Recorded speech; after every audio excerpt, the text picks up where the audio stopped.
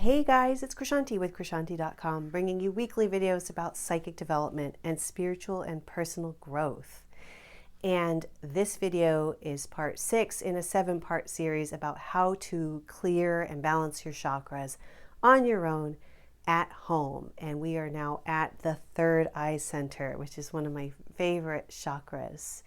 You know what's interesting in thinking about the chakras and talking about them and moving through them in this series is that the lower centers, the root, the second, and the third, are heavier and denser, and they tend to have more chords and more pictures and more off energy.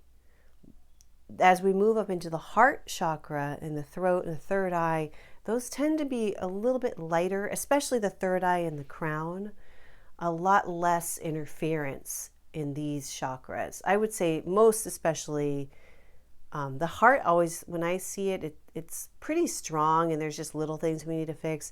The third eye and the crown are usually not all that bad. I do this is one of my signature types of readings is chakra reading and healing, but I'd rather you be able to do it on your own, because it's more fun when we can do stuff on our own and we don't have to rely on somebody else. So as you probably already know, the third eye center is the home of your intuition, and it's where I sit when I use my clairvoyance. I actually center myself physically here at the third eye center and then take a few steps back into the center of my head.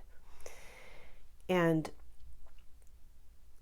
one of the most basic, I've talked about this in other videos, but as I've said in other videos, I want to give you the 3 main techniques in each of these so that if you're just browsing around and you land on one chakra, you know the technique. So I apologize if it's redundant if you've come through the whole series.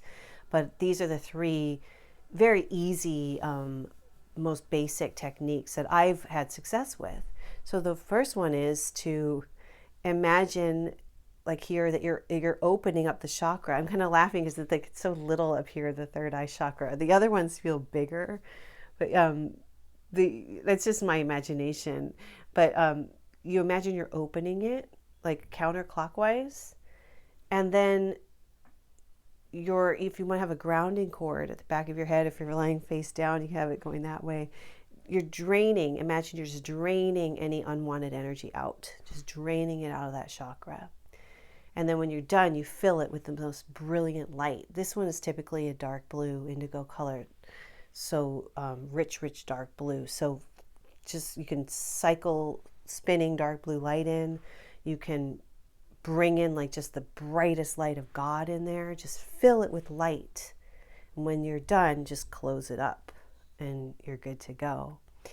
Another technique that I really love, because I'm all about the psychic work, clairvoyant work, is to work with it clairvoyantly.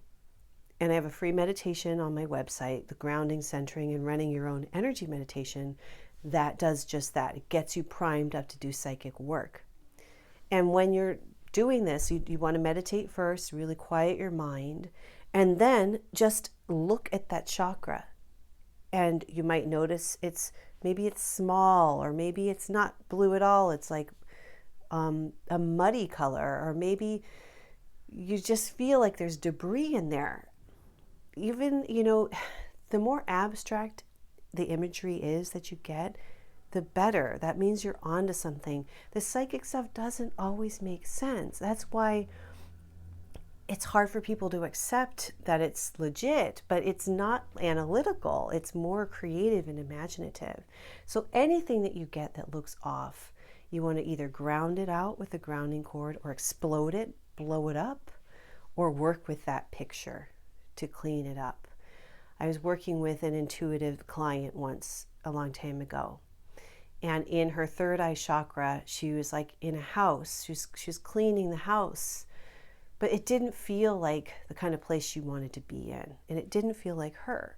So what I did clairvoyantly as a healing on it was to change the house. I'm like, okay, let's move you out of this one. Let's just make it different. You could do whatever we want.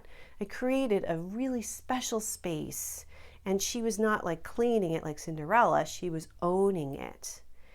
and then I kind of planted that image or kind of sealed that image in. You basically, it's just intention. You're like, okay, I'm going to let this be the predominant image.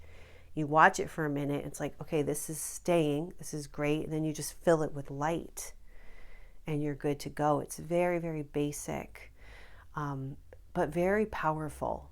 And it's also really fun. These images are in there for a reason. They get locked sometimes and stuck in these energy centers when we have traumatic experiences or we go through something for a long period of time that really holds us back or really affects us adversely. Then that can solidify as a picture or image that clairvoyance can see, and you can see too, because you're psychic too. That's why you're here, because you know you are. You can work with it and heal it and create lasting change. And then the third and final way that I think is so amazing to work with your chakras is to call your guides and angels in. So you could do a separate sit down. I have spirit guides and meditations and stuff, but you could do whatever you'd like to connect in with your guides and just ask them to help you with that chakra.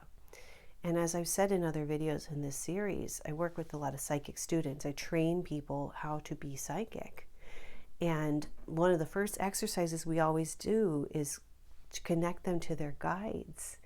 And you can feel it. Like you can feel a pressure on your third eye center.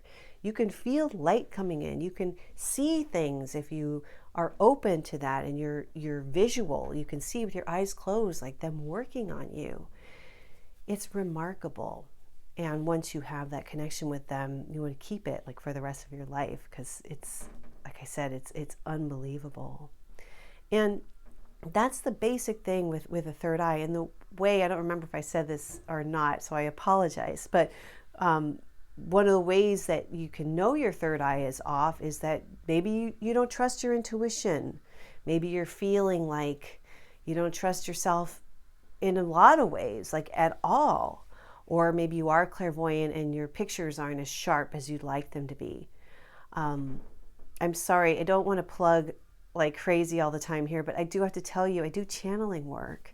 And I have a library of channeled meditations and energy healings that I got from my guides. And one of them is a third eye opening meditation with Krishna. I sat there and I was shocked that Krishna came through.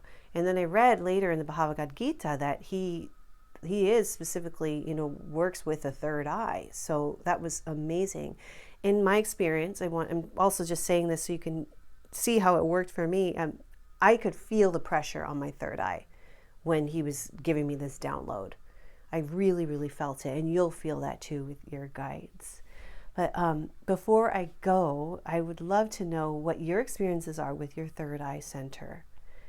And do you do anything specific to clear your chakras? And if so, please share, because I think it's so fun for all of us to talk about this and to normalize it. Let's make all of this normal, because we're heading into the next stage of evolution. It's all of us, becoming aware that we're energy beings and that we're all intuitive and that this is all accessible. So the more the merrier, and the more we share, the better.